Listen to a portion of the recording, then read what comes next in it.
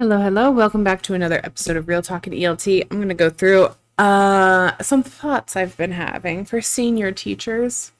If that's you, great. If you're not a senior teacher, that's also fine. You can hang out with us today if you would like. Um, so we can talk about advanced language awareness for senior teachers because you know what? The teachers courses for language awareness, I've seen a bunch of them floating around. They're all right. Depends on who you study with, I guess. If they kind of know what they're doing or not. Sorry, I'm connecting something here. Might have had a little noise there. Anyways, yeah, there's so many like self-study courses, regular courses, grammar courses that you can take as a senior level teacher. But you know what? For the most part, you kind of know your grammar. You've taught all of the things. Like, how many times have you taught conditionals and modals and discourse markers and like every single tense? Like, oh, like you've done it all. You've done it all. Not even more than once. You've done it millions and millions of times at this point.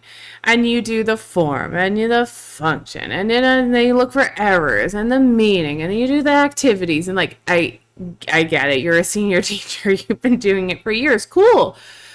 So then why does it always feel like there's more to learn? Because I feel like that all the time.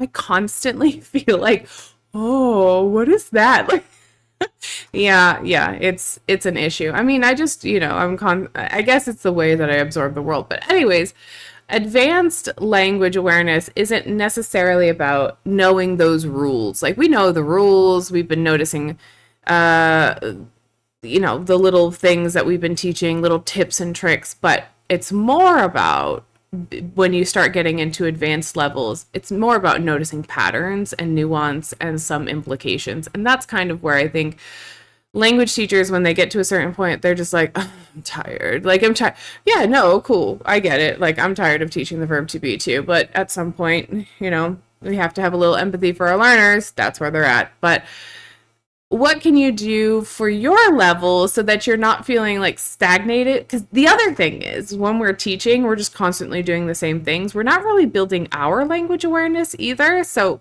yeah, you know. Anyways, okay, so, uh, notes.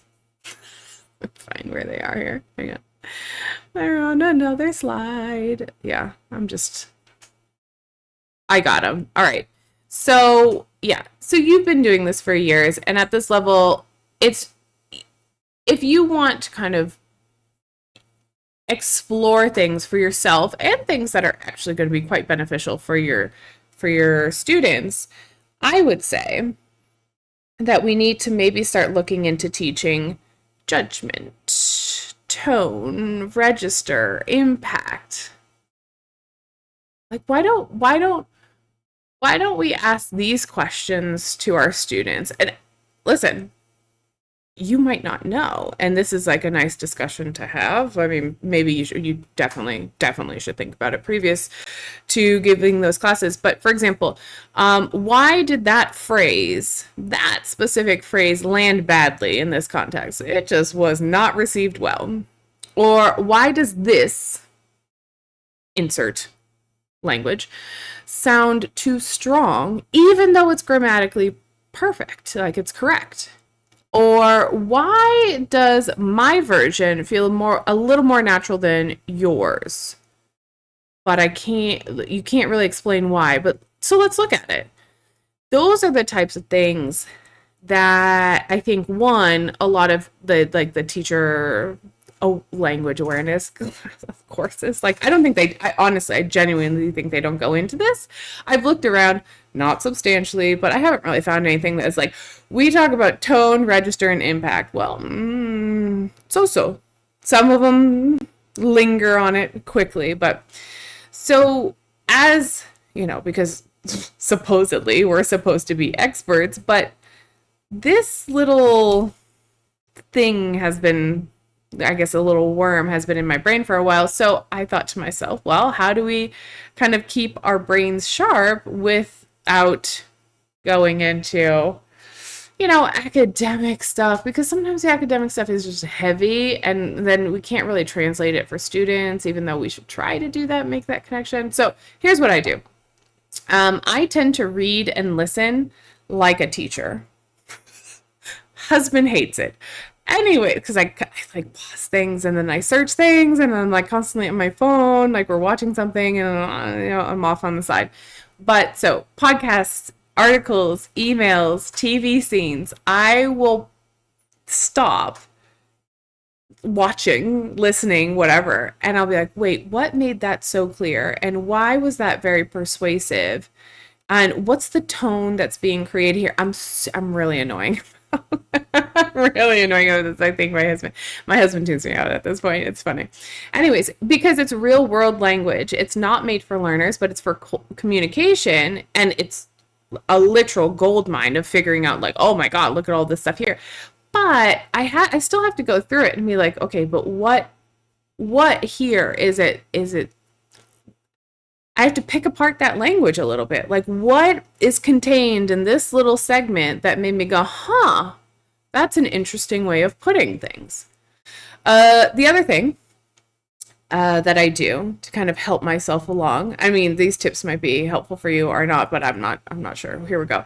I collaborate with teachers outside my comfort zone. I think I mentioned it before, like a very small handful, less than a handful of teachers that I trust, people that I like, people that I'm good with. And I ask them,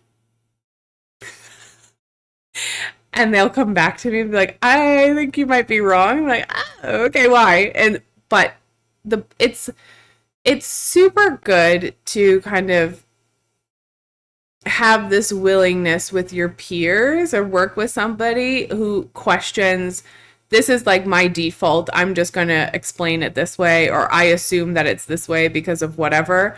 And then somebody's like, well, why are you doing that? No, that doesn't make any sense. And they definitely get bonus points when there's like linguistic or cultural background stuff that they just kind of throw in there. Just broadening my horizons. So yeah, that's always a fun game to do. So find a friend. I've, again, less than a handful of friends that I do this with, because you have to be comfortable with them too. It's a little bit of a vulnerability. Like, why is it this way? Like, I don't get this. Can you help me? Because I can't dissect this one on my own. Speaking of dissection, even though this is not a science class, I will dissect natural language. So LinkedIn posts, meeting transcripts, WhatsApp messages. Try to stay away from some social media, but you know what I mean. Anyways, I break them down. Not even looking at like what's the grammar here, because I think a lot of people just get stuck on the grammar, like what are the words being used? No, what's the function? What's the subtext? And why did this person choose to paraphrase it or to phrase it that way? Because the phrasing is fine, but like, why did that person put it that way? Because I can definitely, well, when when when I have to text on my husband's phone to someone, or he uses my phone to text somebody else, immediately they recognize, because we all have our own kind of linguistic patterns that we use. And if something's like outside of the pattern, I always kind of guess, one, is this a scam? Is somebody trying to get money from me? Paranoia, I know. But then two, like, why are they choosing it that way? That's an odd way of saying something. Like, okay, then figuring it out. So anyways, yeah, I talk to a lot of people too, which is kind of cool, because now I'm working in, Latin America. I have been for a while. I'm in Europe now, and running courses in the Middle East and the Gulf countries as well, with a dabbling in Southeast Asia. And it's so interesting to see how people are choosing to phrase their interactions. Anyways, that's the best recommendations that I can give you. So, raising your awareness, I think maybe we can get our heads out of the books a little bit. Books are great. I love books. I love academic courses. I love everything about that. I'm not telling you not to study that. If you need to study that, study that. That's great. But also read and listen like a teacher. Find a friend, and also start dissecting and questioning some natural language that pops up. So that's it for today. I don't know if that's helpful, but that's kind of how I go about it to kind of keep myself sharp. I'm not super sharp, but I try to keep myself as sharp as possible. Anyways, so those are the tips for the day. Hopefully that's helpful. Talk to you guys later.